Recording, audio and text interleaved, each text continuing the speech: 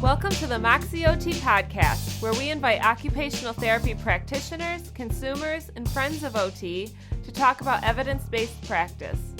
Today we'll be talking to Bridget Hahn, occupational therapist and faculty member at Rush University, about the assessment of motor and process skills, or AMPS. The AMPS is an occupation-based standardized assessment that can be used with many different populations and is backed by an extensive level of evidence. Let's meet Bridget.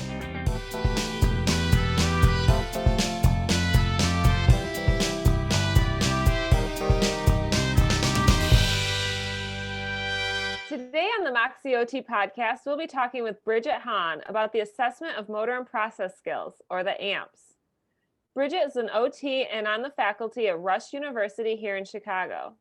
Bridget and I worked together back at the Shirley Ryan, I'm already going to start that over, back in our Shirley Ryan days.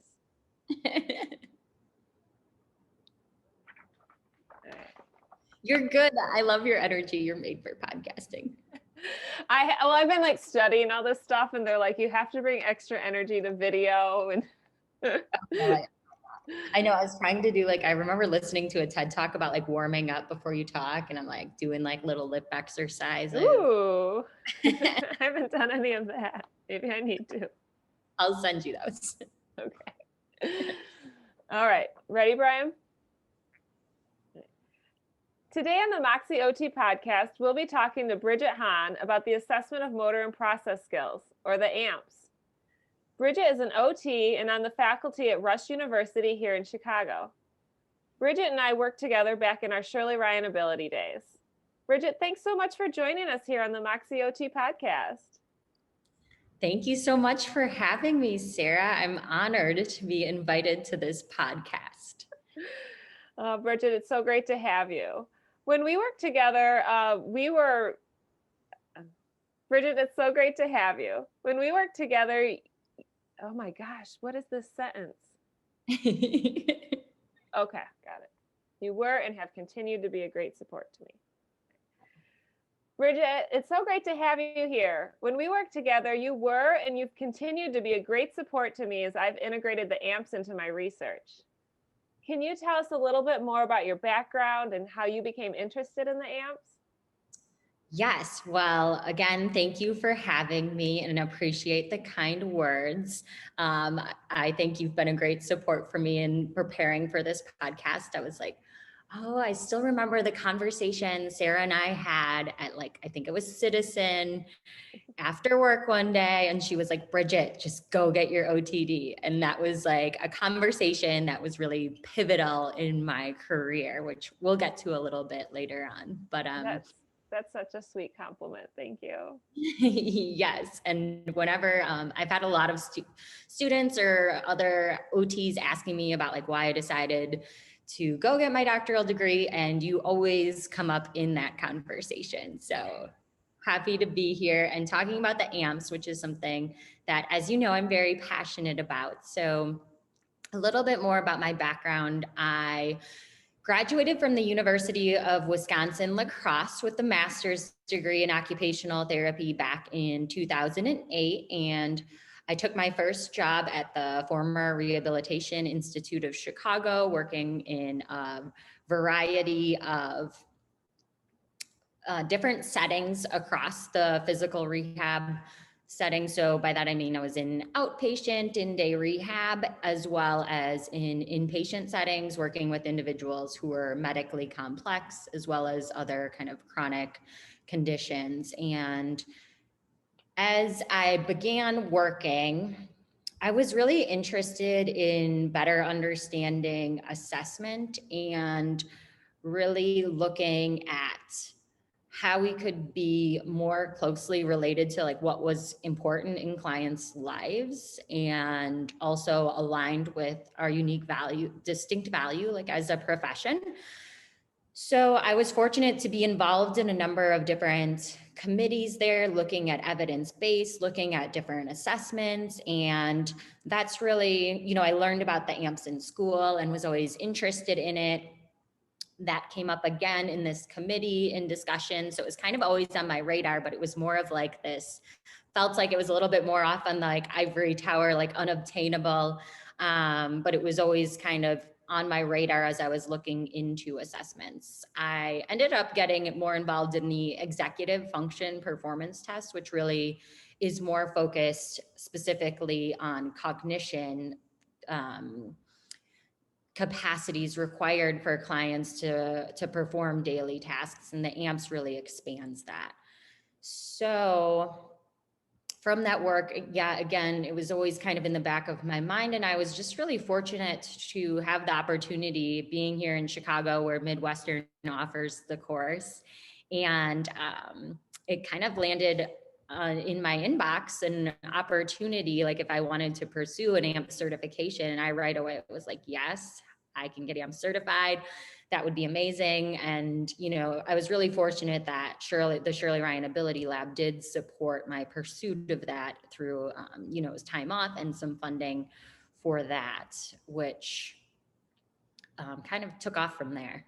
Yeah, that's so cool. I think, you've always been a yes person. And I think that is indicative of your personality and, the success in your career. And you just reminded me of, maybe we'll bring you back for season 2. We can talk about the executive function performance test, because you did a whole different study with that assessment tool. So I love that, thinking about our unique value and how do we keep things client-centered and occupation-based. And the AMPS is such a great tool that incorporates all of those things. And then sometimes it's hard when we have an opportunity lands in our inbox, or somebody brings up an opportunity. We feel like we have so many things on our plate already. You can just be focusing on your clinical practice and feel so busy, like you don't have a free moment into your day. But saying yes to one opportunity often will end up opening a lot more doors. So I think this is a great example of that. I'm blushing for the compliment. Thank you. But I do think there is some power if you want to learn more things and stay energized in your practice, to saying yes to different opportunities and being positioned at the Shirley Ryan Ability Lab. There are a lot of different opportunities, so you do have to try and balance. We're just talking about self-care and figuring out what's important to you, but I really, this was definitely something that brought me energy and some joy to my work, not the other way around. Right. And, even sometimes things can feel a little like, is this a place where I want to be or need to be? Like the committee that you mentioned, we were both on, the assessments committee at the Shirley Ryan Ability Lab. And to be honest, I only joined that committee because I was thinking about exploring my OTD, and I knew I needed to start to understand the evidence better. And having had that experience, I still refer back to that with my students on a regular basis. So putting yourself out there, creating those learning opportunities, challenging yourself. I remember I had an anxiety attack every time I had to report on an assessment. But, it was such a great learning experience for me, and a great opportunity to work with you as well. So Yeah, it's a good way to network, meet people, and you never know what opportunities will kind of come your way from just saying yes to one thing. Right. Yeah. I just feel like we're just watching the building steps of, I guess, both of our careers we're sort of reflecting on right now. But this AMPS opportunity landed in your mailbox, and you took advantage of it. Once you started using the AMPS, how did you feel it changed your practice? So once I got the AMPS training, I will say the training itself, after being in practice for a while, is a little disorienting. You get so comfortable in your ways of assessment, and, in the setting where I was working, we were paid at the time by the functional independence measure, and it's so trained in your brain to be looking at people from the lens of the FIM. So that was, when you have a big change like that, there is some level of confusion and some kind of reckoning that you have to do in your head with what is going on? But it was something that was really powerful in giving me additional language and additional observation skills for really all of my practice. So the AMPS, right, it's an assessment. So the client performs the task, and it's you're observing as the therapist, and the level of detail that you observe the client perform is something that was different for me.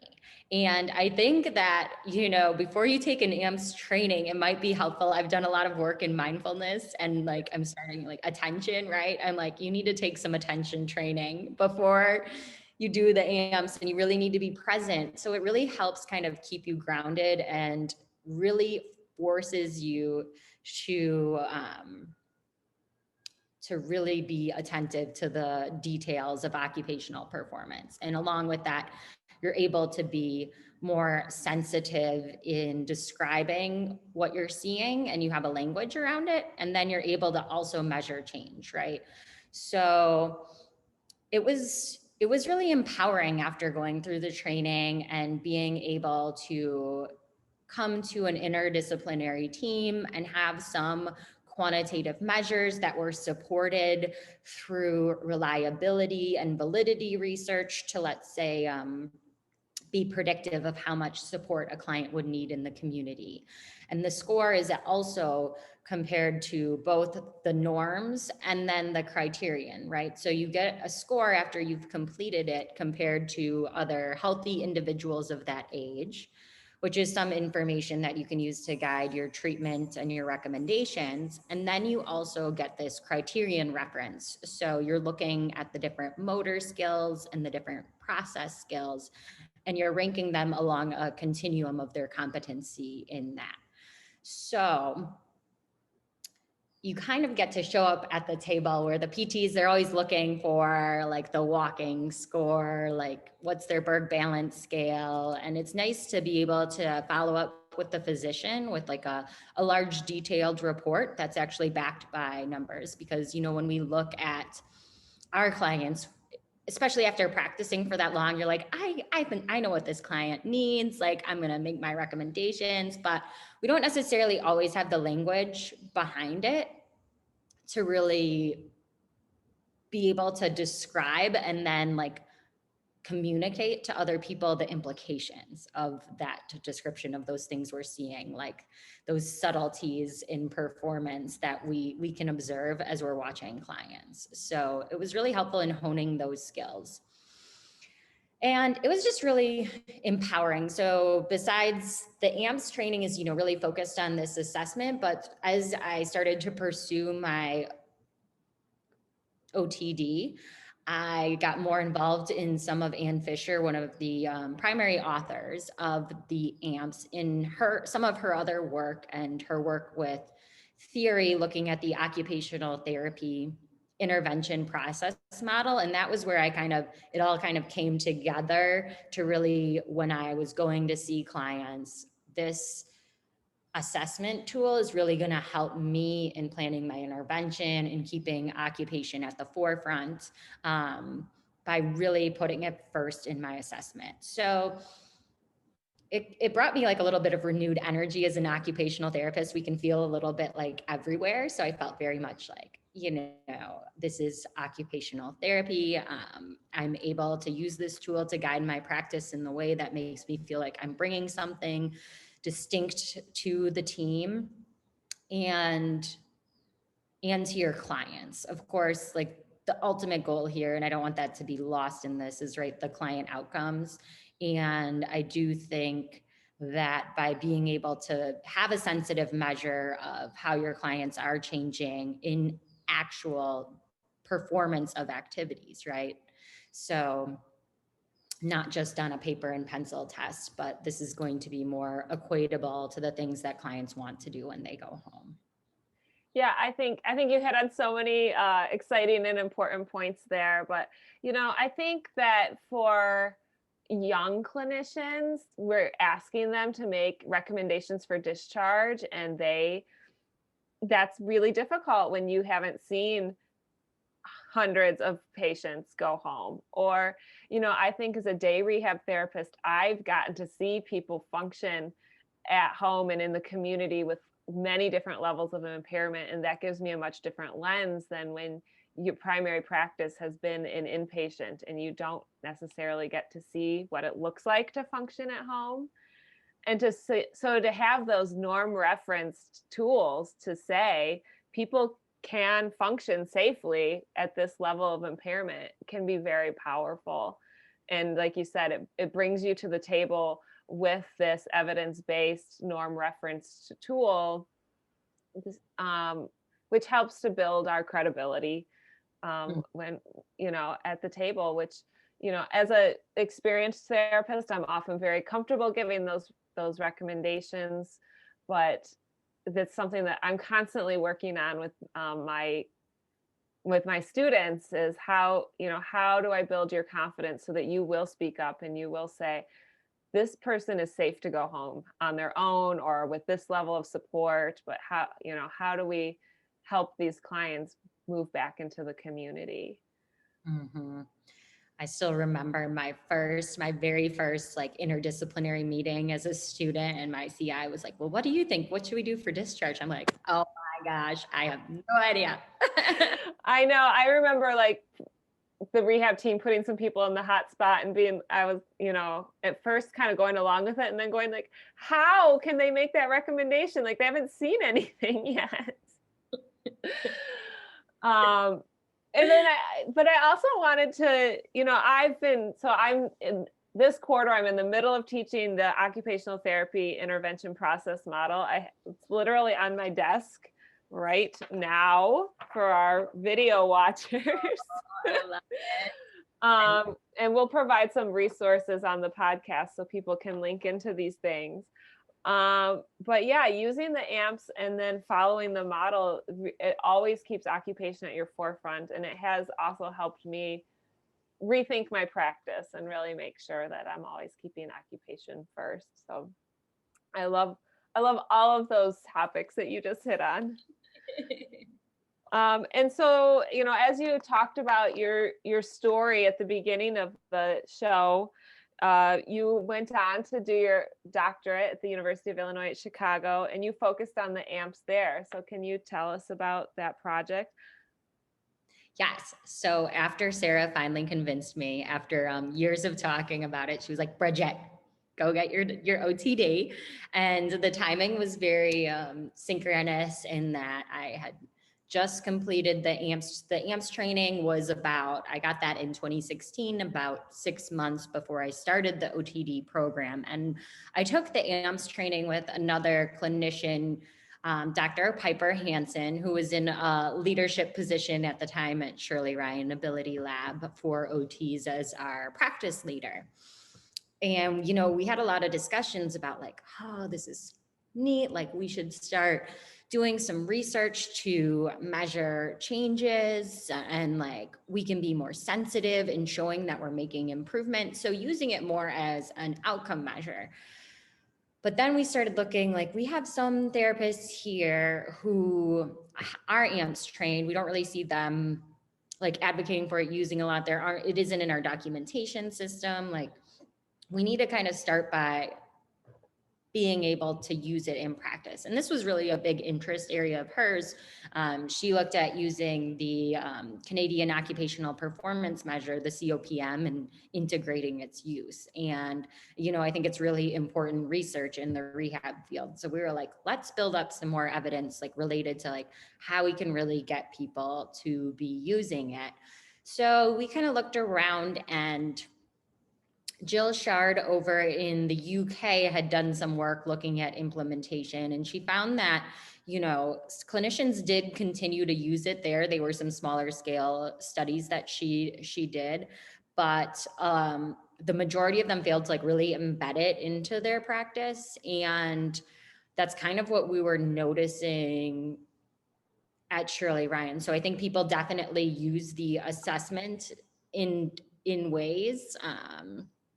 So for example, maybe doing it informally, maybe not getting on the computer and entering in the scores, but really were clinicians using it regularly with clients? And that to me seemed a little unclear. And particularly, I want to speak, just to my site, because I think other, locations may have get everybody trained, may be successful in integrating the AMPs. It comes very natural to them. But I think between that, the organization you're working for didn't have the funds or really the interest, I don't know, in getting everybody trained at that time. They wanted to see more about how it would work and make sure that we're using it. So kind of the next step was, we're trained, let's make sure we're using it. So that was really where I decided to take like my project, which is like the meat of your OTD and where you spend a lot of time on. Sarah can attest to. So, I was able to, see if students would be, or not students, if clinicians would be interested in participating in something like this, who were AMPS trained. And there was, I believe at the time, around 7 AMPS trained therapists. And one of them, like you said, things get busy, come on your inbox. I never heard back from, but I had 5 say yes. And then Piper also joined. So that made, there were like 7 of us in the group total. And I used Graham and Strauss's knowledge to action framework. So there's a couple of different frameworks that guide knowledge translation research. And I chose that one based off of its like amalgamation of other knowledge translation frameworks. And we kind of followed that process to identify barriers at the organization and create some strategies amongst the group and to increase the implementation. So some of those were at the organization level. So looking at, could I connect with people's managers, get some amount of protected time? Like I think I secured 2 hours of extra protected time, which just means that they didn't have to be like treating patients, right, for those 2 hours. And it's kind of like gold at the Shirley Ryan Ability Lab. So that was definitely a support that our participants found. Just, like anybody trying to implement something new, it does take a little bit more time, especially at first. And that's kind of what Shard's work was saying as well. And that supports from your organization can really facilitate the use of the assessment. So I'm sure a lot of clinicians out there can understand that. They have lots of great ideas out there, but finding the time in their day to implement them is challenging. Yes. And especially like if you've been practicing, you're in these routines. So I think also a big aspect of it was really just coming together and identifying each other, like as our identity, having an identity as an AMPS trained therapist, and a community was like really critical. So we had 2 scheduled meetings, and kind of I developed some other strategies besides these organizational strategies, which included the protected time, as well as changing the medical record, which can also be heavy lifting, quite the feat. But we know that our documentation does kind of have an influence on our practice. It's a reciprocal interaction, not just we document, but if we're required to do things right in our documentation, or our documentation asks for things, we're more likely to do that. So we were able to get the AMPs in the medical record.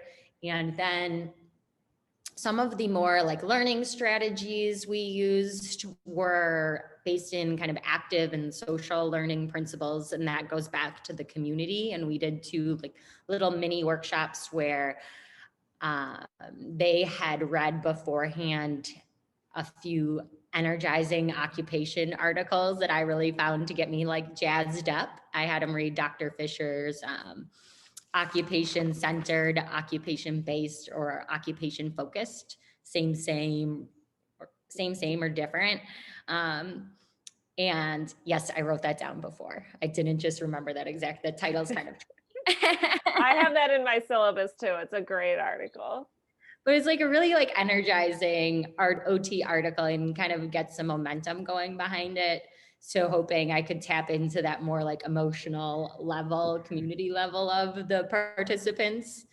And Then we showed up, I reviewed a case where I used the amps and I compared that to some traditional measures like the FIM and grip strength and the 9-hole peg test and a cognitive assessment.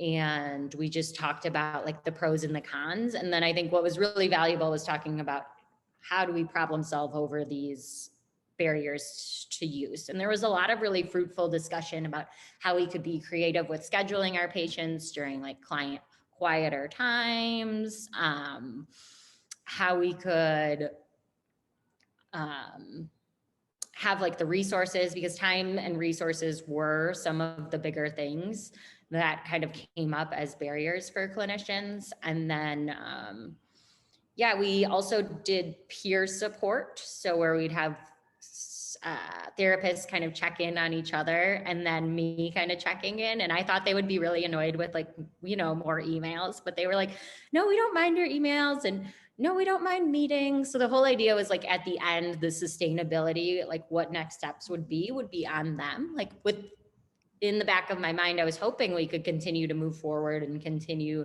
to meet monthly to just discuss issues that would come up. And the group was like, yeah, when are we meeting next? Like, this is a question. Like, of course, when are we meeting? I was like, well, and I think it's so great because you actually brought together what was RIC is now the Shirley Ryan Ability Lab, such a big organization. So it's not only one hospital, but at that time was like 5-day rehabs and 2 outpatients. And so you collected the AMPS trained occupational therapists from all over this organization to meet together. So that in itself is a feat to get everyone in one, either physical or online or telephone space. So, and then you really created this amazing community. So nice work. Thank you, Sarah. I appreciate it. In preparing for this, I was like, I need to get back double checking on publishing it because I've gone through a couple of rounds of revisions. So this has been energizing. Like I need to get this out there somewhere, some way, somehow. So thank you for that. And I'm not sure if this is where you were headed because I know I cut you off a little bit there, but this group has continued to meet. Yes, they have. And actually, I just recently received an invitation from Kelsey. She was like, you want to come back? Let's do like a refresh. It's been a little wild over here with COVID and we want to kind of bring this back up. So yeah, that's so great. And actually there's in some ways, all the changes that have happened with COVID, I think the clinicians that are off-site from the main hospital might have an easier time meeting because I'm sure they'll be able to use their online resources to meet now. And this is the spot where I get to say how much your project really influenced my OTD project and my continuing research, because I research a co-op group in day rehab, a cognitive orientation to occupational performance group. And we use the AMPS as an outcome measure because it is the gold standard for occupational performance. And it's kind of what all of the publishers are looking for. And I too am struggling with the publishing process, so I feel it. But, if there hadn't been this energy behind the AMPS and these supports to problem solve, how do we make sure that we have enough time in our day, or how do we schedule our day or our AMPS assessments so that we can be successful and not feel like completely burnt out because we're being asked to do the AMPS. And now Sarah's asking us to assess 8 people.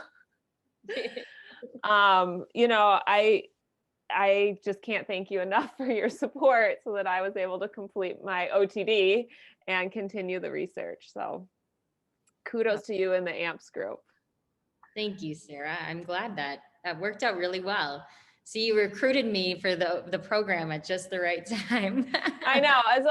So for our podcast listeners, I actually went bachelor's to OTD and Bridget went master's to OTD. So even though I recruited her in after I'd already started my OTD, she was able to finish before me, which the timing worked out well so that I was able to complete my project. So it all works out in the end.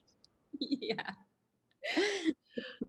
So we talked about some of the barriers to completing the AMPS for We talked about some of the barriers that clinicians feel to completing an AMPS assessment. There's time constraints and um, there's constraints with the medical record. Are there any things that we haven't talked about or other things that you wanted to focus more on? Yeah, some other things that have come up in the literature, and I think the group that I worked with also noted this, was just clients that, so the nice thing about the AMPS is that you have a wide array of tasks, and that the task that you observe must be something that the client wants to do, that it's a goal area for them. So I believe there's over 125 tasks that are available that range from washing your hands to changing a bike tire to cooking a meal. And they try and encompass a variety of different cultures, including, using things like chopsticks, I believe, and There's like making a bed on the floor. thank you. Yes. Yeah. Yes. And I think the bike tire one was somewhere developed in Europe for a lot of those bikers in Amsterdam, I think is where that one came That makes from. sense. Yeah. And they now have a corked beverage. I don't know if you heard of that, I didn't know if it made it into I knew it was in the like new ones that they were rating. So that's cool. Yes. So anyways, the AMPS being that it is like really client centered, but similar to like other occupational therapy assessments and interventions, like sometimes I think this is a barrier for occupational therapists overall when a client just cannot identify an occupation based like goal. So they're like, I just want to sit and watch TV and have somebody help me. Or the tasks would either be like too hard or too easy. So you do need to have that just right fit, and also with the match of the interest, right? The client has to be interested in it, and it also has to be challenging enough for them.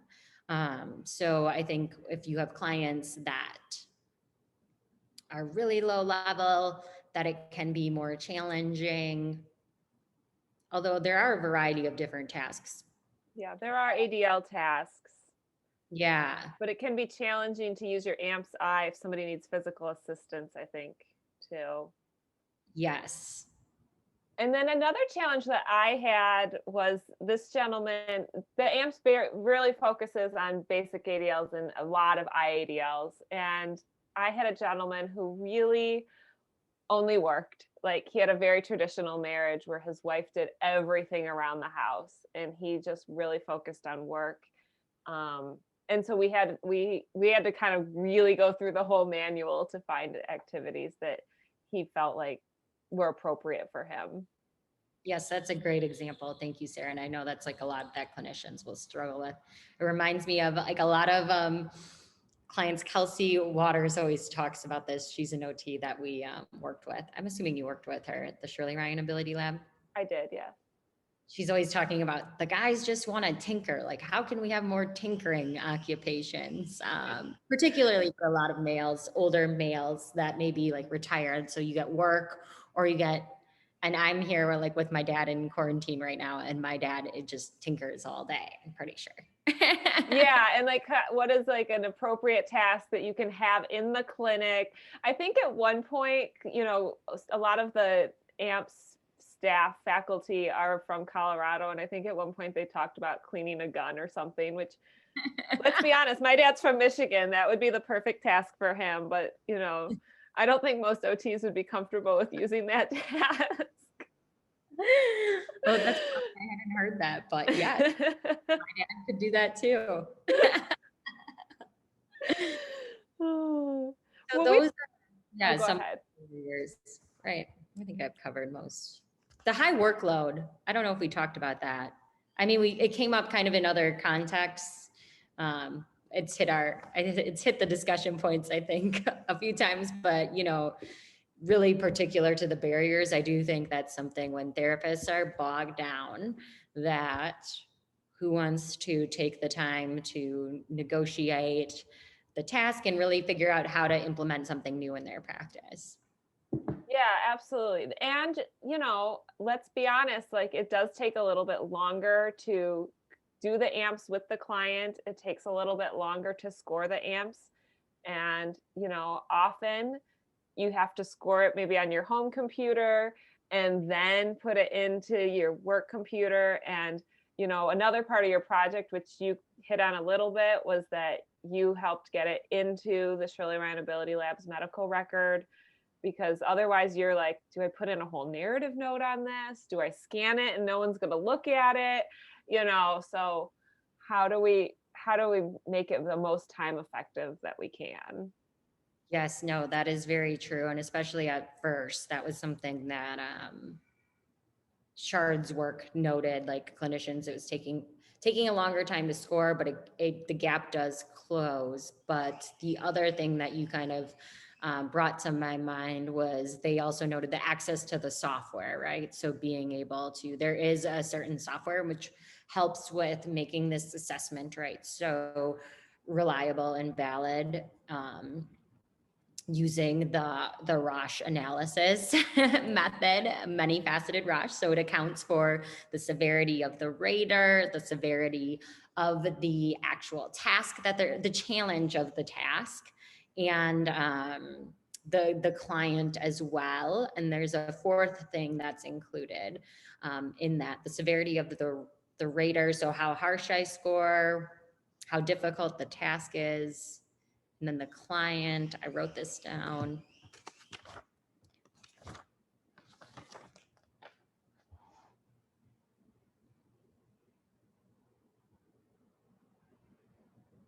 Oh, the test items themselves. So the actual performance skill. So on how challenging they are. So they kind of go through this pattern analysis, and under the assumption that certain things are always going to be more challenging, and they're able to better understand like the difference between a 1 and a 2, for example.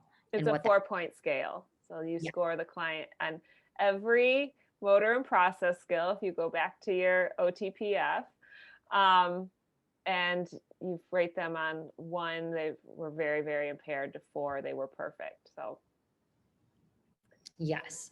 So the software is great, right, for that reason, but it's also something that we all know what it's like. If you guys are anything like me, installing something on the computer is not a highlight of my day. And making sure that it would work. And then you can think about your organization, getting them to install it on their computer. Now we're in for a whole nother. That's a whole nother challenge, getting IT to buy in and then getting it to all 5 sites or however many sites your organization has. So, so that was a feat in itself. I missed what you said, Bridget. But I will say that the AMPS team is like so supportive. Like you can call them and they were like very responsive and super helpful, and we'll make sure you have all the information. It's not that hard. I'm technologically challenged, guys. The AMPS team is absolutely amazing. So as a side note, my students take the AMPS actually. And so I work very closely with the AMPS team because sometimes students need a little extra support. And they are so immediate to return my emails and phone calls, and they're so kind, and no question is a dumb question, and I love working with them. Yeah, I agree with that. So we've talked about a lot of the benefits of the AMPS. I don't know if there's any specific benefits that you would like to highlight for clinicians. I guess I would just highlight again to really enhance like the position of OT on the team, and really with being this sensitive when you're observing them at the evaluation, you can also better target your interventions and develop like effective interventions. So bringing it back to like the client outcomes. Yeah, I think that being able to use it yes, I agree with you. I think focusing it towards your client outcomes and really helping you to keep your practice occupation based is one of the greatest benefits. Yes, I'm raising the roof. I'm loving the occupation based. And you know what? I've been reflecting more on my love for this. Is like, is this an ego thing? Like you're really identified to this like occupational therapy thing, but it is one of our distinct values, and so much more of like the interdisciplinary and the medical research is really showing like we need to be more concerned about like how people are spending their day-to-day lives and looking at the impact. And I think, all the professions have something to contribute certainly to that. And gosh, we know it takes a village to care for so many of our clients, and even for myself, right? Just to be a normal person. So I fully value the interdisciplinary team, but I think, and I see that really skilled, OTs and PTs that I work with really do focus on functional tasks and what we know about learning. So if we as occupational therapists, it's like our bread and butter. So I really feel like we must stand into that to be really effective, evidence-based, and really know that, our outcomes are going to make a difference in the day-to-day things, because that's what they're doing in our sessions. It's like anything that we learn. We got to be as tailored and as specific as possible to make changes in the brain. Neuroplasticity, that's another one we could talk about. And neuroplasticity. All right. Bridget, you're getting signed up for every season of the Moxie OT podcast. But right, and we are the experts in occupation, and we need to really value that and bring it to the table, right? And I think if we're focusing on occupation, then we really know what our clients' abilities are, and that's what we can truly report on in those interdisciplinary team meetings. So that's excellent. So we know that there's also some resources out there. OTs might not be quite ready to jump into the whole AMPS, but are there any other resources that might be valuable to them if they're not ready to take the whole course yet? Yes. So you kind of showed your powerful practice text, which I highly recommend, from the Center for Innovative OT Solutions, which is kind of the organization, the company around Beautiful. And within that, you'll get access to a informal AMPS, really is, I believe, the terminology that she used. She's very specific in the terminology around what kind of assessments, standardized, non-standardized.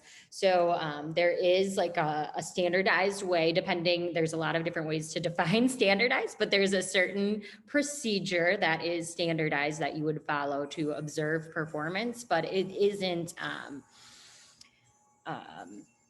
it doesn't have the reliability and the validity metrics and the statistical analysis, but it can still give you a taste of what it's like to be an AMPS rater. And that also tax, besides the assessment piece, it also really gives you those powerful tools of the occupational therapy intervention process model. And I think that has been really, really powerful to energize and shift my practice. And they also have a lot of great resources on the website. Yeah, that's great. I think, I've also been taking my students through that I think she calls it the non-standardized observation of occupational performance.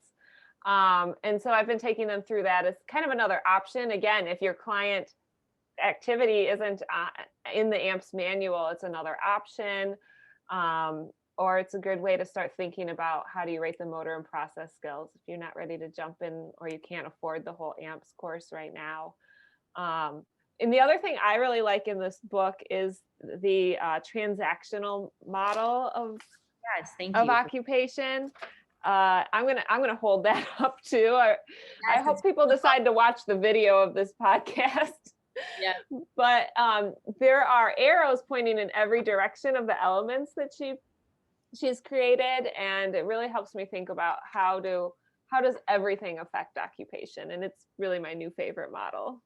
Me too. Yes, it really is a great way to describe what you're seeing and keeping occupation at the center. And I love that inextricably intertwined, like the language that she uses around it is really like, it's really powerful. Powerful practice. So, if you want to just kind of rethink how do I keep occupation at the center of my practice, this book, or just sort of exploring the Center for Innovative solutions, their website, or finding that article, maybe we could link that citation to that occupation centered, occupation based, or occupation focused, same or different, that Ann Fisher wrote in 2013. And I think I'd be happy to provide that on the website.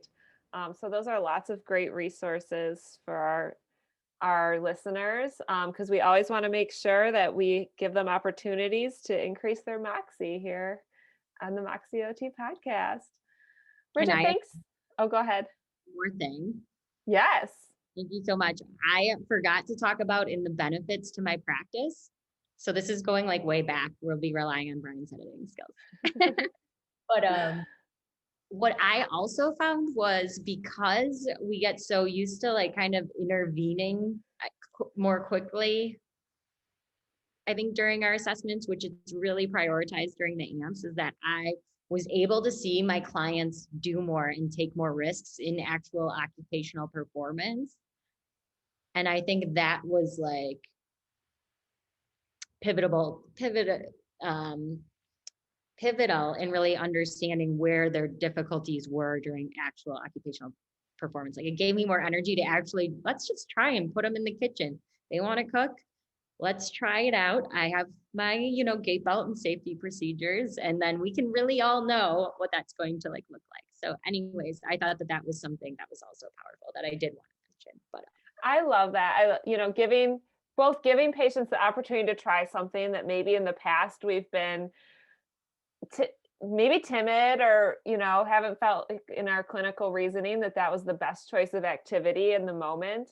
And also, I think you sort of touched upon, and something that's changed in my practice over the years as I've studied different approaches and different assessments, is sitting back and letting patients do before I intervene. It's, I think of it as like sitting on my mouth and just letting them try things and see what can actually be done before I jump in and provide all these strategies.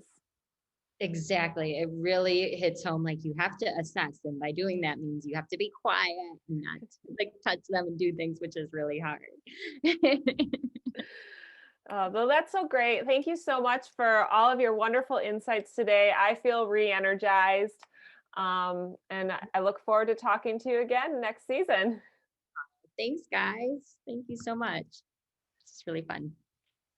Thanks for joining us for this inspiring conversation with Bridget Hahn on the assessment of motor and process skills.